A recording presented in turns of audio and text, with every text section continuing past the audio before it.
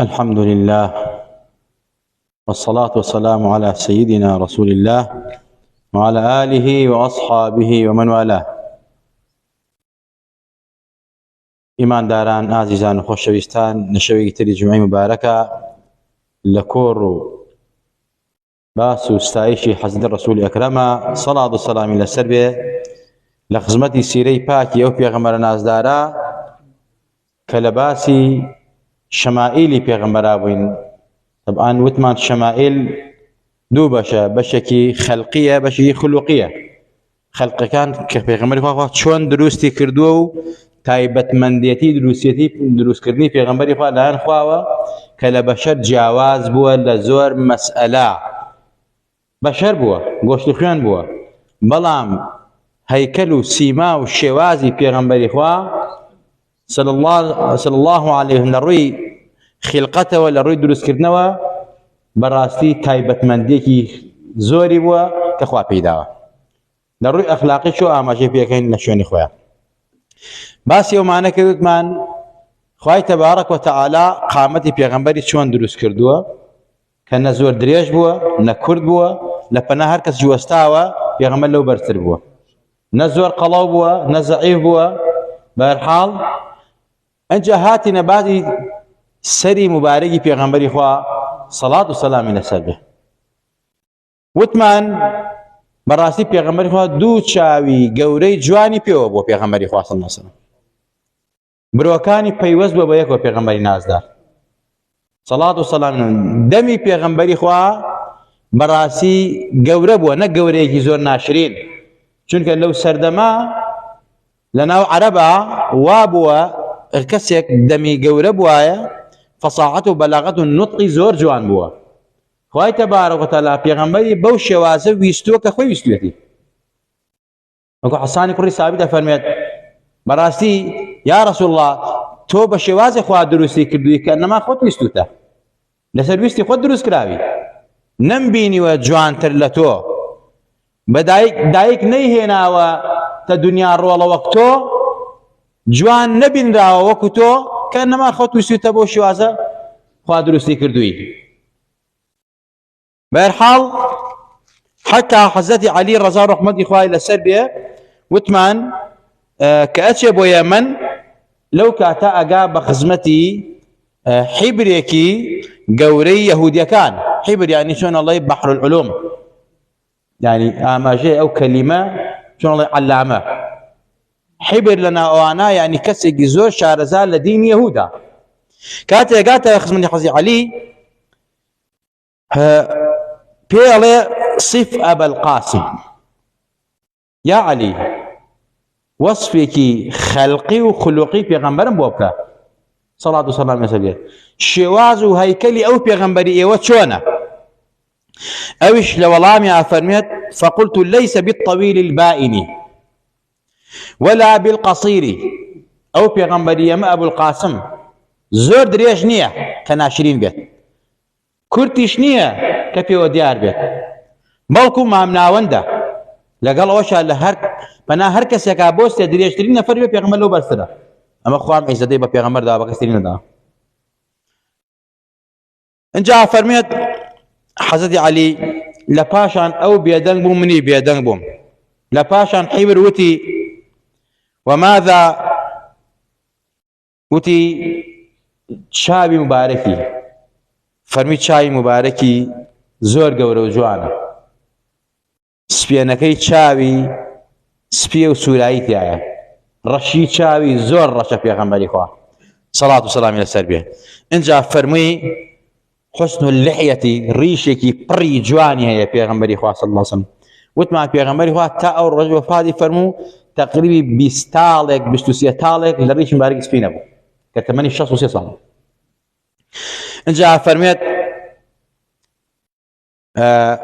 كابراي حبر بمشي واسك الصفة كاني في غمري فاي بيزوي حزدي علي سوندي خوارو ام صفتاني تو باسيكي لصفر اباء وباو اجدادي مناهي صفر يعني بشكل توراة من بينيما بويا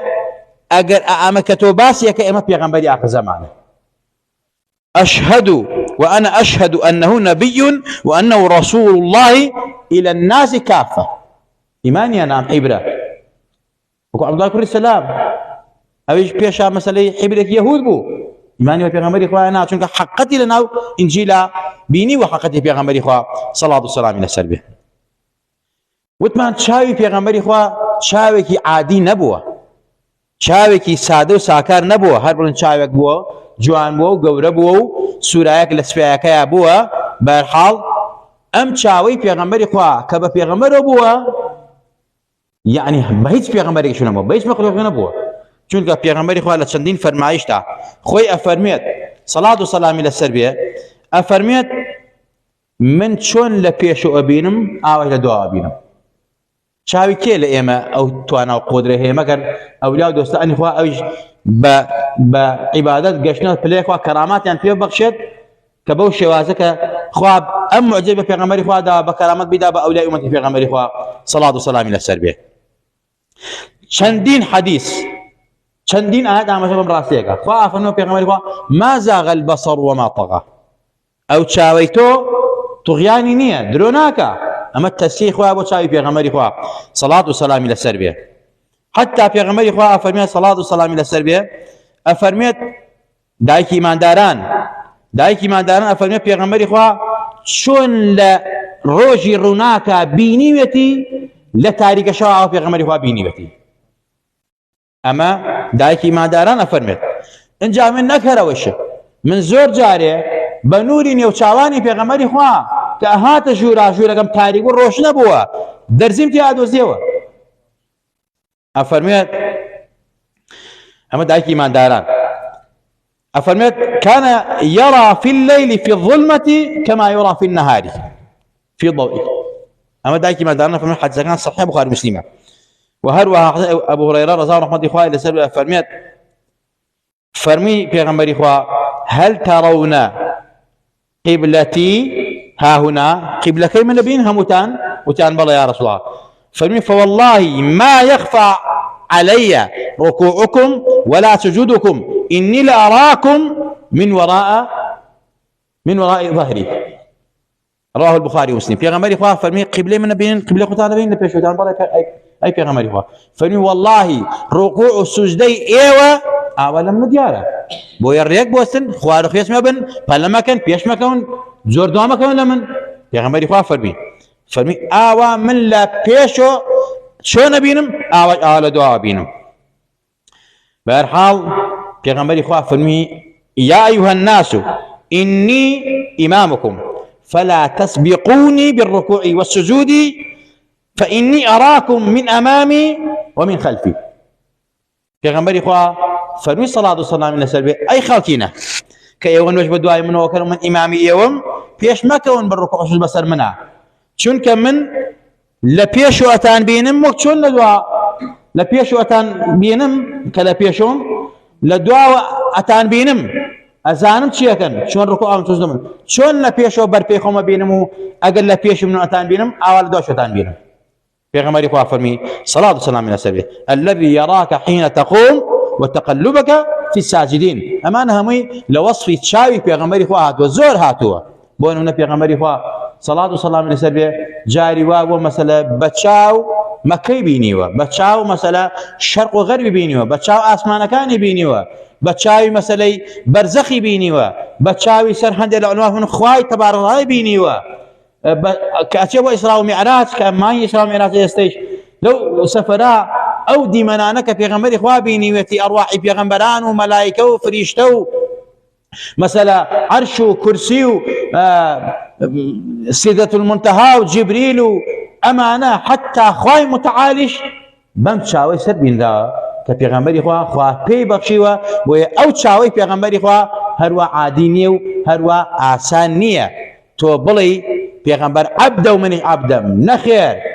او غلطه بأدبية پیغمبر عبد بندي خوايا طاب عبدنا يبردوها بلام عبدكي مخلصة عبدكي تايبتية.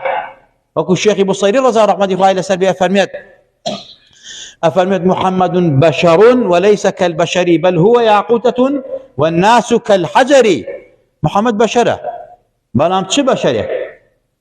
براسي بشرقي تايبتي أفهمت شون بردو براسي ياقوت محمد بشر وليس كالبشر بل هو ياقوتة والناس كالحجر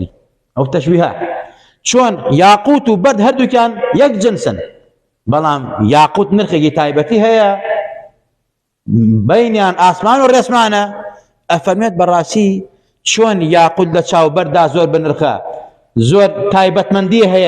تايبت من ده بيغمري بشرة بلام لتشاو بشريتها تايبت من ديكي زور هي كبشرت قد ناقا بوبلو بايه حتى لبر بيغمبر مزقوتي بيغمبري خوا كامرو يمارون زيارة ديكين خيري يك ركعت مشتايا بسالي بهزارة اي بو بيشلوان ابو اي بو مسألة شارع الوانية اي بو قدس ببيانصار قدس ببيانصار لبروك بيغمبر شو تنابي مدينة بويا بهزارة شنو بيغمبر تيما وتوتيا شوافاتي فرمون اما حرمتي بيغمبري خوا بويا علماء زاناني ما يفرمون او بقعيك بيغمبري خواتي يعني يجراوه او بارتش ارزا نكل مكة وكعبة لعرش خواج قولتنا عرش مخلوقة بيغمبري مخلوقة بيغمبري افضل مخلوقة كواتا بيغمبري خوا زور قولو عظيمة بويا او شوانيك بيغمبري خوا لآميز قرتوها ولا ما افرمون لعرش خواج قولتنا لبر اوي بيغمبري آميز قرتوها بيغمبر زور عظيم وقوري خوا قوري كردوها انجا عايز انو خوش ويستان اما بالنسبه شاوي مباركي وانجا ام بيغمر نازداره بهمان شيوا وتمان دمي مباركي قوره بوغنا قوريكي و نك ناشني بيو ديار بو دانا كاني بيغمري خوا شاج بو بلام ريكو جوان بو سبيو جوان بو نوري ليباري او دو داني بيشي بيغمري خوا فنايا كاتك قصي كردوها براسي شون انسان شتيك ابينيه روشناي لبر ثبتوا كبيغمبر قصي اكل اوا دانا كان يباركي در اكو بتايبت او سنايا او دوداني بيشي بيغمبري خوا كدر اكو تقصي اكل نوري لدرسو اما تشندين صحابه مواقع باسا كان افهم كتشون خدمه بيغمبري خوا كيكم جارو بيغمبر معنا بيني قصي بو كردين قصه كان دي وانا خوش بو انت جوان بو انا رجي خويا بو ان جا ديمانيا بيغمبر او انت جوان بو حستك السيري كي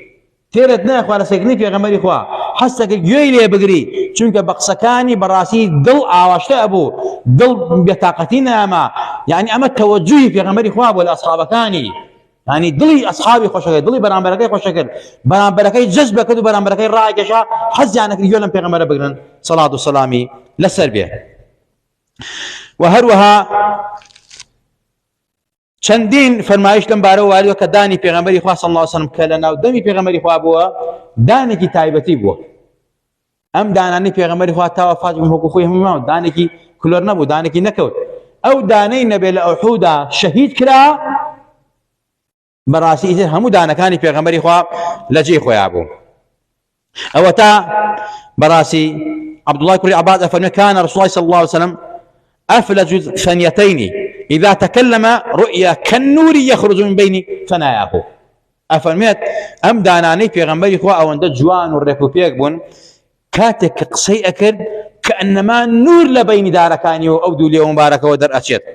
أما إمام الترمذي طبراني الروايات يعني كردوا رضا رحمتي خالي سربي حتى على الروايات الطبرانية أفرميت كان رسول الله صلى الله عليه وسلم أحسن عباد الله شفتين وألطفهم ختم فمين أفرميت في غنبري نازدار جوان تريني بندكاني خواب ولا ري ليوا ليوكي زور ناس كي جواني بيو بوا بيغمري ناس دان جا زور بلطف بوا يعني النرم بوا يعني دمكي جواني ريكو بيكي لطيفي بوا بيغمري خواب صلاة وسلام الى سربيه انجا للري او دمي بيغمبري خواب دمكي آسان نبو وكو دمي بشريتي النبوة طبعا دمي هموك سجل ايما بون انا راح اضرب بلان دمي في غمري قد بوني لك الرجل الروشان بالكو في مباركي في غمري خوا لمسكو عن بالخوش تربوا حتى افرميت في غمري خوا في كرده ناو بيرك لبيركاني مدينه حتى ما ويجي زور او بير بوني مسير درسو اما يك دو افرميت وبصق في بئر في دار انس فلم يكن في المدينه بئر أعظم منها أفرميت والله تفی کردە بیرێکی ماڵی حەزەتی ئەنەسەوە، بیرمان نەبینی ئاوەکەی ئەندازەی ئەو ئاوە شیرین بێت، ئەوەندە شیرین و خۆش بوو، ئەوەندە بۆن خۆش بوو. ئەمە تفی مبارەکی پێغەمبەری خوا سەڵات و سەلامی لەسەر بێ. ئێستش کابرا ئەیدوێنی ئەڵەجا من و پێغەمبەر فەرقمان چییە؟ با بە تۆ پێغەمبەر چۆن فەرقتان نییە؟ تفی تۆ سەرەتانە، تفی تۆ نەخۆشینە، تۆ بۆگەنی دەموتێ، پێغەمبەر بۆنی میسکی لێ هاتووە، پێغەمبەر تفی شیفا بووە، پێغەمبەری خوا صلی الله علیه وسلم تفی داوە لە برین یەکسەر خۆش بووەتەوە، چۆن مەڵهەم تەشبیه نەبێ، مەڵهەم جوان نەبووە، یەکسەر چای کاتەوە، پێغەمبەر چای کرۆ مەڵهەم لێ دوای 10 ڕۆژ 20 ڕۆژ چای کاتەوە، بەڵام تفی پێغەمبەری خوا یعنی هیچ شتیان نەبوو، ڕێک چای گرێتەوە. حەزەتی عەلی لە غەزای خەیبەرە کە حەجەکە صحیحە، ئەفەرمێ حەزەتی سەهلی کوڕی سەعد لە خەیبەر بە ناڕەحەتی گیرە، قەڵای جوولەکان بوو، ئەفەرمێ لەو کاتە کە شەو هاو بەسەرانە شەڕەبشەرێکی زۆر کرا، زۆرێک لە سەحابەکان ئازاری چاویان بەهۆی تیشکی و برقی شمشێرەوە، لەوانە حەزەتی عەلی پێغەمبەری خوا فەرمی بەیانی عەلەم و ئاڵاکە ئەدەم بەدەست کەسێکەوە کە خەیبەر فەتحەکە، خوا و پێغەمبەری خۆشەوێ، خوا و پێغەمبەری ئەویان خۆشەوێ. حەزەتی سەهل فەرمی وەڵڵاهی هەرچی سەحابەی پێغەمبەر بوو دوعایان نەکردیان و خوایە ئەو نەفەرە ئێمە بین. حەزەتی ئەبوبەکر، حەزەتی عومەر، یەک بە یەک سەحابەکان هەموویان ئاواتە خوازن ئەو سەحابە ئەو بێ پێغەمبەر عەلەمەکە داوە دەسیوە کە پێغەمبەر ئەو وەسفە گەورەی کرد کە خوا و پێغەمبەری خۆشەوێ و خوا و پێغەمبەر ئەویان خۆشەوێ. بەیانی کە ڕۆژ بووە سەحابەکان چواردەری پێغەمبەریان گرتبوو، هەموویان خواخۆیان بوو، پێغەمبەری خوا ئەو نەفەرە بێ ئەوە باینکە. حەزەتی عەلی دیار نەبوو، پێغەمبەری خوا فەرمی سەڵات و سەلامی لەسەر بێ کوا عەلی لەکوێیە؟ وتیان قوربان نەخۆشە لە ماڵۆیە لە خێمەکایە، چواردەری خەیبەر گیرا بوو، لە خێمەی شەڕا بوون، فەرمی قوربان لە خێمەکایە و ئازاری چاوی زۆر زۆرە، پێم بڕۆن بانیکەن بۆم. حەزەتی عەلی بان کرد لە تاو ئازاری چاوەکانی داکست بوو. پێغەمبەری خوا فەرمی ئەوە چیتە؟ تی قوربان بەهۆی شەڕەشمشێری دوێنێەوە بەرقی شمشێر چۆن لەعیم ئینسان سەیری کات چاوی ئازاری تێچێت، بەهۆی شەڕەشمشێر و بەرقی شمشێر و تیشکی شمشێرەوە چاوەکانم دایەتی ئێش و ئازاری زۆرە. پێغەمبەری خوا فەرمی وەرە پێشەوە، تفی مبارەکی دا لە دەستی و کردی بە ناو چاوی حەزەتی عەلیە، چاوەکانی حەزەتی عەلی ئەفەرمێ وەڵڵاهی حەزەتی عەلی ئەفەرمێت وەڵڵاهی حەتا ئەو ڕۆژەش مردم ئازاریکان نەبوو. ئەمە تفی پێغەمبەری خوایە. کابرای وەهابیش و کابرای بێئەدەب بەرامبەری پێغەمبەری خوا ئەفەرمێت پێغەمبەر بە شەرێکەکە من، ئەمە تفی پێغەمبەر بووە، ئەمە دەمی پێغەمبەر بووە. اینجا ئازیزان و خۆشەویستان لە ڕۆژی عاشورا، ڕۆژی عاشورا نەک عاشورای شیعەکان کە ئەدەن لە خۆیان زیگر بازیەکەن و بەدرۆ دەرەسە، یعنی دەی مانگی محەڕەم پێغەمبەری خوا صلی الله علیه وسلم بانگێک کۆمەڵی خەڵک ئافرەتی کرد کە مناڵی شیرەخۆرەیان بەبەرەوە بوو، برسێتی بوو، ناڕەحەتی بوو. خۆ ئەو کاتە یعنی ساڵم باسی نان نەخواردنی پێغەمبەری خوا و زوهدی پێغەمبەری خوا و مەسەلە کۆمەڵە شتەکرێت، پێغەمبەر فەقیر نەبووە، چونکە پێغەمبەر خۆی دوعای کردووە فەرمێتی اللهم إني أعوذ بك من الكفر والفقر، خوایە لە کوفرم پارێزە، خوایە لە فەقیریم پارێزە، خوا پارێزێتی لێرە بکات. يعني ئەوە درۆیە بڵێ پێغەمبەری خوا فەقیر بووە، پێغەمبەر نەبوو، بەڵام شتەکە نەبووە، ئەڵێ قاتی. پێغەمبەری خوا شتی بووە بتوانێت شت بکڕێت، بەڵام شتەکە نەبووە. وەکو ئێستا نییە لە ئانێکە مەسەلە تۆ میوەی زستان و هاوین و پاییز و هەمووی لەبەردەستا بێ، لەو سەردەما شتەکە نەبوو بووە. یعنی خەڵک کەم دەست بوون، بە تایبەت ئەوان لەو جەزیرەی عەرەبا کە لە بینی دوو ئیمپراتۆری گەورە بووە، ڕۆم و فارسەکان، یعنی حەسارێکی زۆریان دایمە لەسەر بووە. ئەوان بەهێز و بازی خۆیان توانیان بڕن لە یەمەن، لە شام، لە فڵان وڵات، لە فارس شت بێن و وڵاتی خۆیانی پێ ئاوادان کەن و خۆیان بژێنن لەو جەزیرە چۆڵەوانی و مەسەلەی پڕ گەرمایی و ئازار و ئێش و بێبارانیە. بەهەرحاڵ پێغەمبەری خوا صلی الله علیه و سلم فەرمووی مناڵەکانتان بێنن تونە ئافرەتەکان شیریان تیان نەما بوو. پێغەمبەری خوا فەرمووی مناڵەکان بێنن، مناڵەکان هێنا لەوانە شیرەخۆرەکانی حەزەتی فاتیمە، حەزەتی حەسەن و حوسێن بە تایبەت، پێغەمبەری خوا فەرمووی بانیان کە بیانێنن. تفی مبارەی کردن ناو دەمیان، ئەفەرمێ وەڵی تا ئێوارە ئەو مناڵانە بەو توێی پێغەمبەری خوا ژیاون، یعنی بوو بە غەزا و بە شیر ویان و نەجاتیان بوو، خەویان لێکەوتوو بوو تا دەرەنیانی شەو. ئەمە حەدیث صحیحە ئیمامی بەهەقی ڕیوایەتی کردووە، چەندینی تریش حتا فەرمێت جاری وا بووە پێستی وشکراومان نەرمە کرد و ئەما خوارد. پێغەمبەری خوا پێستێکمان بەدەستەوە بوو، کۆمەڵە سەحابە و ئافرەت ئەڵێن لەو کاتە برسیمان بوو، پێستەکەی لێسەندین، پێغەمبەری خوا بەدەمی مبارەکی خۆی نەرمی کردەوە، تامی لە گۆشت خۆشتر بوو، زۆر خۆش بوو، زۆر شیرین بوو، یعنی بەڕاستی خۆی پێستێکی ڕقە بوو تۆ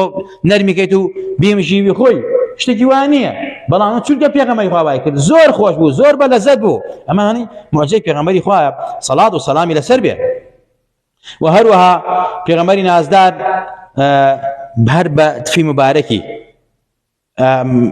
نەخۆشی وا بوو مەسەلەی تفی مبارەکی ئەدا لێی، یا مەسەلەی فوی مبارەکی پیا کرد، یا مەسەلە دەمی مبارەکی تفی مبارەکی قسە ناو دەمی، ئەمە بۆ ئەوەی کەوا چاک بێتەوە. ئەمانە هەمووی موعجزەی پێغەمبەری خوان سەڵات و سەلام لەسەر، حتا زبانی حەسەنی مژیوە پێغەمبەری خوا دەمی قسە ناو دەمی تفی مبارەکی قسە ناو دەمی پێغەمبەری خوا ئاوا مەسەلەی کچەزاکانی مناڵەکانی ئابۆ شێوازە مناڵی سەحابەی پەروەردە کرد پێغەمبەری خوا سەڵات و سەلامی لەسەر بێت. ئەمە لە ڕووی ئەوە کە مەسەلەی دەمی پێغەمبەری خوا، فوی پێغەمبەری خوا، تفی پێغەمبەری خوا، حتا فوی پێغەمبەری خوا فوی کرا بە خواردنا زیادە کرد، مەسەلەی فوی کردایە بە نەخۆشە چاکە بووە. ئەمانە موعجزەن بۆ پێغەمبەری خوا سەڵات و سەلامی لەسەر بێت. بۆیە لە شەمائیلی پێغەمبەری خوا لە صیفەتی خەلقی دروستکردنی پێغەمبەری خوا ئەمە مەسەلە جزئیەکی کەمە لە حیات و ژیانی پێغەمبەری خوا سەڵات و سەلامی لەسەر بێت. ئەگەر ئێمە بێت و حیاتی و پێغەمبەرە بە تەواوی دراسە بکەین ورد بینەوە لێی کە چۆن ئەم پێغەمبەرە سەحابەی پەروەردە کردووە لەسەر ئەدەب لەسەر ئەخلاق چۆن تەسکیە کردوون، یەک مسلمان جورئەتی ئەوە ناکات بێئەدەبی بەرامبەری پێغەمبەری خوا بڵێ پێغەمبەری خوا بەشەرە منی بەشەرم، نا غەڵەتە، بەشەرە، بەڵام بەشەرێکی مکەڕەمە معەزەمە سەیدە خوا ڕێزی تایبەتی لێگرتووە. بۆیە عولەما ئەفەرمون کە ناویت بە ناوی خۆی وانی نەکەی، بە ناوی کەلیمەی سەید، کەلیمەی حەبیب، کەلیمەی شەفیع، کەلیمەی مەسەلەی نەبی، کەلیمەیەک زیاکە لە ئەوڵی ناوەکەوێت، چونکە ئەو ناوبردنی پێغەمبەر خوا خۆی ئەفەرمێت بانگ لە پێغەمبەرەکەتان مەکەن وەکو چۆن هەندێکتان بانگ لە هەندێکتان نەکەن. ئەمە قورئان ئەفەرمێت سوورەتی نور. جا لێرەش هاینە کۆتایی دەرس و وتاری ئەمشەومان کە لەسەر صفات و شەمائیلی خەلقی پێغەمبەری خوا بوو، لەسەر سەری مبارەکی و لەسەر چاوی پیرۆزی برۆکانی و لەسەر دەم و تف مبارەکی پێغەمبەری خوا تا ئەڕۆینە سەر گوێچکە و بیستنی پێغەمبەری خوا صلی الله علیه وسلم کە بەڕاستی گوێچکە و بیستنی پێغەمبەری خواش هەروە ئاسان نەبووە وەکو چۆن دەمی مبارەکی خوا ئەوەی پێداوە، مەسەڵەن چاوی مبارەکی خوا ئەوەی پێداوە، بیستنیشی پێغەمبەری خوا صلی الله علیه وسلم هەرچی خەبەراتی ئەرز و ئاسمانە پێغەمبەری خوا بە گوێی خۆی بیستوویەتی. ئەمە تەبعەن لە هیچ بەشەرێکا نەبووە. ئەوە تا وأما سمو الشريف فقد قال عليه الصلاة والسلام إني أرى ما لا ترون وأسمع ما لا تسمعون.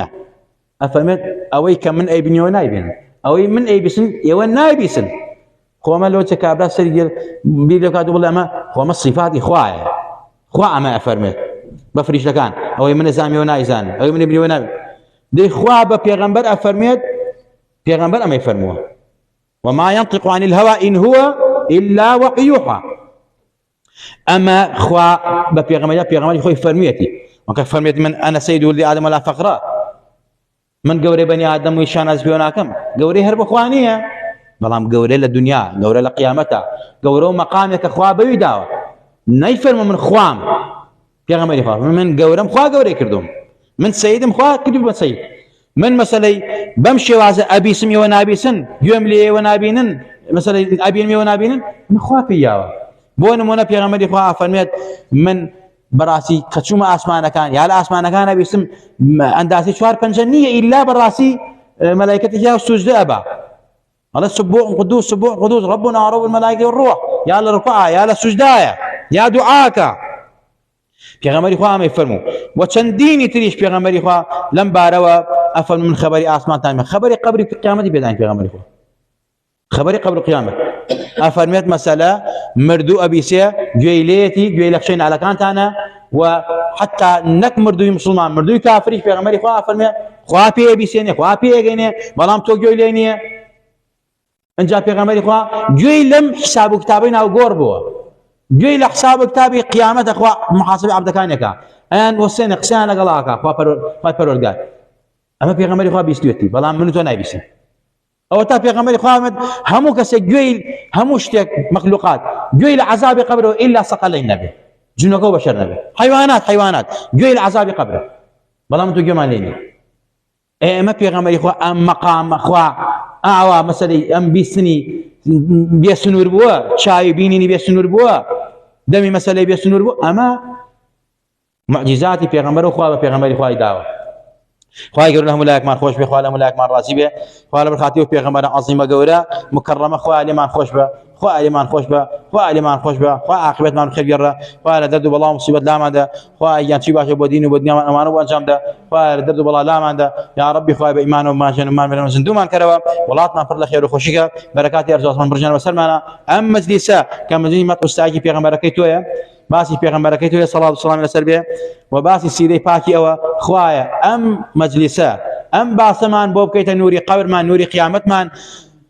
ومان بکەیتە مەرکەبی ساڵقمان لە قیامەتە یا ربی خوایە پێی پەڕینە سەر پردی سیرات یا ربی خوایە ئەم کۆڕەمان ئەوەندە پیرۆز و مبارەکە پەروەردگارە لێمان قبوڵکە لە ڕۆژی قیامەتی ئاوالەقنەوە پێغەمبەرە کۆمان کەیتەوە بانگمان بکە دەرمان نەکە بەو دەستە مبارەکانەی کە تۆ مبارەکەت کردووە یا ربی خوایە کەوسەرمان بیتێ بەو چاوە مبارەکانەی بمان بینێ بەو دەمبە مبارەکەی پێت بەخشیوە پەروەردگارە یا ربی خوایە بانگمان بکە بفرمێ بێن بۆ لای من و دەرمان نەکا پەروەردگارە یا ربی خوا شیفای هەموو لایەکمان بی شیفای جەسەد ڕوحی هەموو لایەکمان بی شیفای نەخۆشی ماڵمان نەخۆشی خستەخانەکانمان نەخۆشی تەواوی مسلمان بی خوایە بەزەی بە مسلمانانی غەزە و فەڵەستین بێتەوە یا ربی خوایە جنود و سەربازی خۆتان بۆ بنێرە سەریان خە بەسەر یەهودی مەلعونە یا ربی خوایە يهود و كافر و جولەکە و گاور سەریان کردەوە بە یەکە ئەعوانەکانیان کلکیان کردەوە بە یەکە بۆ نابردی مسلمانان و زەلیل کردی مسلمانان بەتایبەت مسلمانی غەزە و فەڵەستین یا ربی خوایە گیان تۆ قادری تۆ بە قووەتی تۆ منتەقیمی پەروەردگار انتقامی تون لە یەهود و ئەعوان و کلکەکانیان بچێنە مسلمانان سەرخە بەو جنود و سەربازی ناردەوە پێغەمبەر و ئەسحابی پێغەمبەری خوا لە بەدرە لە ئوحودا لە خەندەقا پەروەردگارە ئەو جنود و سەربازان بۆ بنێرە بۆ مسلمانانە لە زەلالەت و دامایی و ناڕەحەتی ڕزگاریان کە یا ربی خوایە گیان انتقام لە ئێمە مەسێنی توانامانە بەستەوانە دوعامان هەیە خوایە لێمان عاجز مەبە لێمان زویر مەبە بەوەی ئەوە کە ناتوانین کۆمەکی تەواویان پێ بکەین ئەو مسلمانە ئیماندارانە خوایە لە تەپاڕینەوە دوعاکامان لێ قبوڵکە یا ربی خوایە خەجاڵەتمان نەکەی زەلیلمان نەکەی ڕسوامان نەکەی پەروەردگارە لێمان زویر نەبی لێمان عاجز نەبی یا ربی خوایە دڵمان لای ئەو مسلمانانەیە خوایە سەریان خەی خوایە سەریان خەی یا ربی خوایە کافر و مشریک و گاور و جوولەکەیان بۆ زەلیلکەی آمين آمين أقول قولي هذا واستغفر الله لي ولكم ولسائر المسلمين والسلام عليكم